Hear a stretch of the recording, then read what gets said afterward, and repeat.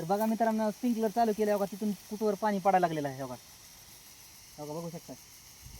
आता इकडच्या साईडचं जर मग तुम्हाला जिथं व्हिडिओ आम्ही काढत होतो ना, या ज्वारीच्या बाजूला वगैरे तिकडून पाणी देत आलेत मामा. ज्वारीला भुईपाटा दिलं का पाणी? हा बोलतात ज्वारीला पाट पाण्यानेच पाणी दिलेलं आहे मामाने. आणि गव्हासाठी स्प्रिंकलर जोडलेले आहेत. हा स्प्रिंकलर. स्प्रिंकलरचं बरं का पाट पाण्यानं बरं आहे?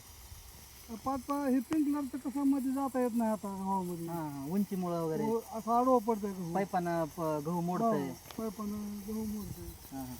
बाकी कुठल्या किडीचा प्रादुर्भाव वगैरे काय, उंदरं लागायलेत काय, घुशी आहेत? नाही उंदरं लागते पण आता पुढं लागते. आता नाही लागत उंदरं. हां. तरी काय कुठं दिसायलेत का उंदरला? हे बघा पाणी कसं पडायला मित्रांनो. हा एक ठिकाणी लागते तसे उंदरं गावाला लागत असते. हां. पण औषधी काय ठेवत ना आम्ही, खाऊ काय खायचे त्याला उंदराने. हां.